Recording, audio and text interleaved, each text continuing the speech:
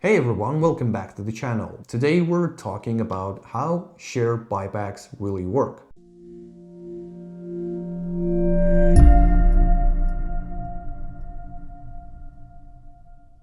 Let's go through it step by step. First, the basics. Share buybacks are a big deal in company finance. Over the last 10 years, public companies have spent hundreds of billions buying back their own shares. This has helped drive stock market gains, but people argue about them. Some say they're a smart way to give money back to owners. Others think they pump up stock prices without helping the business. To understand, we need to see if they truly add value or just tweak numbers.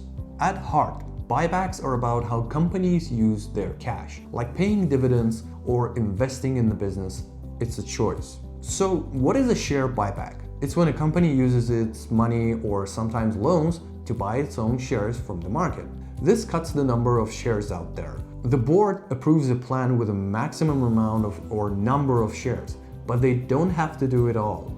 Leaders can stop if things change. Most happen in the open market like any buyer. This keeps it fair. Other ways include special offers or private deals, often for big changes or to handle pushy investors. Once bought, shares get cancelled or held aside. Either way, they're not counted anymore. This affects things like earnings per share. Now, how buybacks can add value? The main effect is fewer shares, meaning earnings spread over less. So earnings per share go up even if total profit stays the same. Investors look at that for value.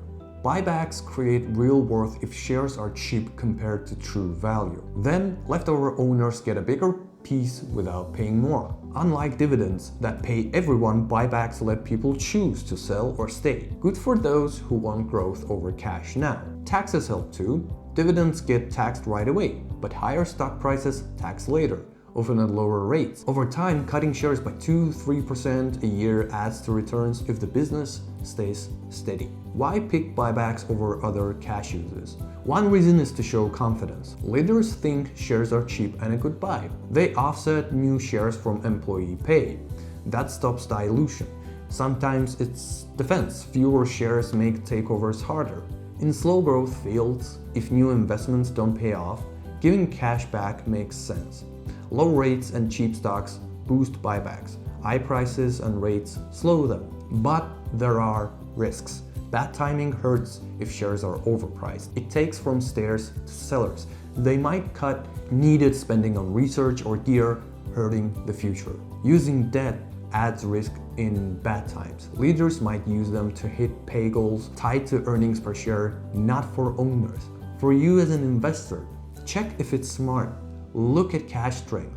Debt-funded ones are riskier. See if share count really drops over time. If not, it might just cover employee shares. Timing matters. Better when prices are low. Announced plans aren't always done. Track actual buys. Check leaders' history. Good ones buy cheap after funding the business. Real examples. Apple announced $110 billion in 2024, the biggest ever. Over years, they've bought back tons, cutting shares and boosting earnings per share with strong business. That helped stock growth. In 2024, S&P 500 firms bought back about $942 billion, but it changes with markets. In the end, buybacks aren't good or bad, of course. They depend on how they're done. With strong cash and cheap shares, they help. If not, they can hurt. They don't replace a good business, but with one, they're great. And that is how share buybacks work.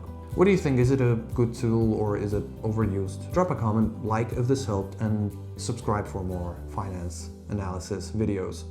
See you next time.